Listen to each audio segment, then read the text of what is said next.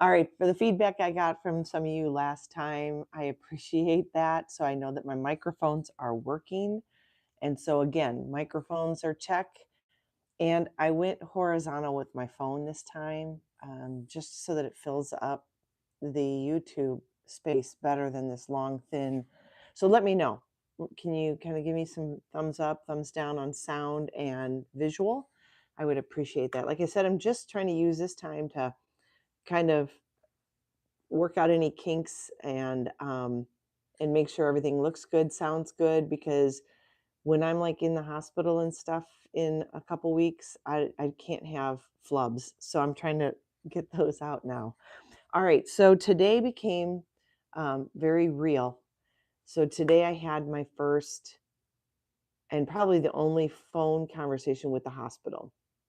And you guys, it's been a while. It's been 6 years since I've had to deal with surgeries, 5 years, I guess, with the TMR. But and I was getting really good at them from 2013 to 18, where I had 10 surgeries and I knew everything.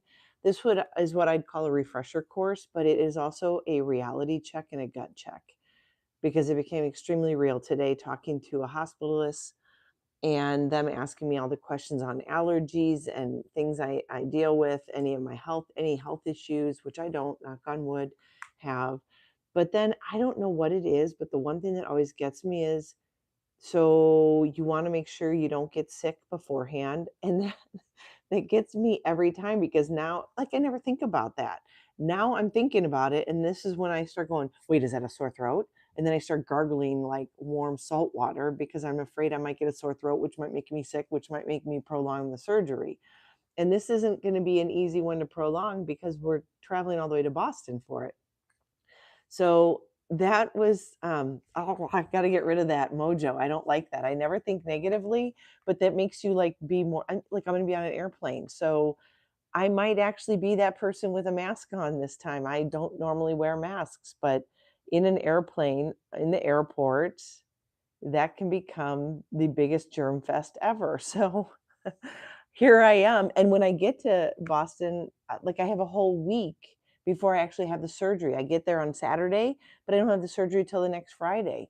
So yeah, there's that. And some just a bit on this is the first time I've gotten anxious and I need to just let go of that because I'm not going to manifest that at all. I'm going to manifest good things.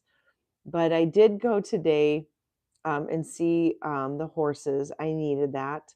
It's really hard. I think that most people don't understand. Like, yeah, I walk around fine with my leg. I do have pains, obviously. And now that I know there's a screw in my leg that's swimming around in there, I can understand why sometimes I feel the pain.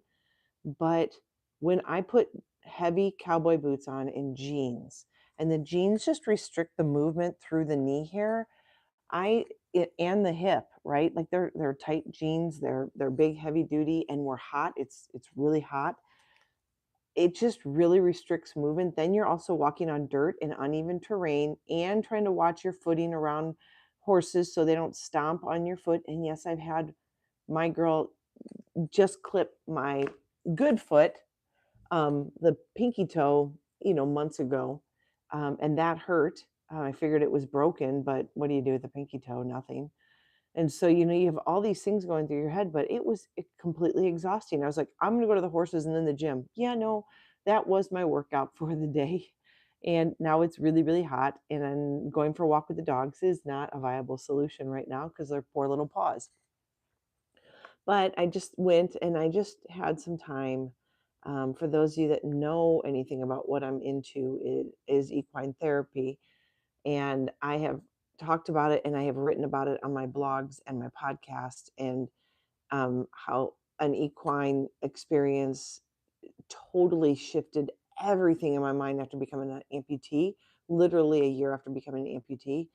And everything changed in my life here. I began taking courses on equine therapy.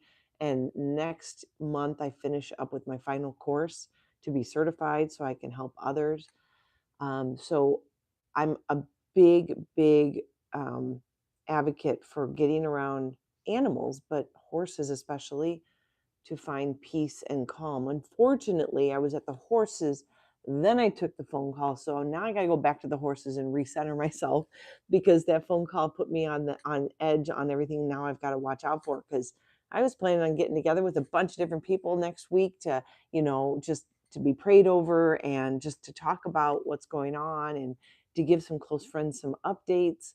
And now I'm like, I don't want to catch anything. So now I just got to be really careful. I'm going to take some emergency. If you guys have any remedies or anything you do to stave off germs and things, especially in an airport, please send them my way. I would really appreciate that. But yeah, the reality is here we are. Like the countdown has begun. We will be leaving next Saturday, but as of today, I'm 15 days away from this revision surgery.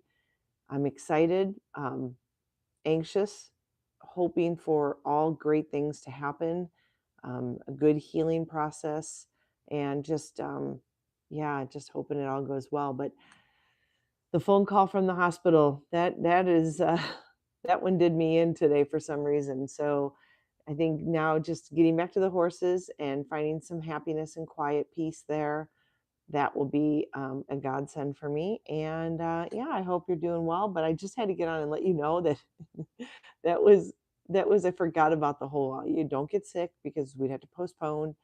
So yeah, can you pray for me that I stay healthy for the next few months? That would be really fantastic because of all the travel we're doing for this surgery.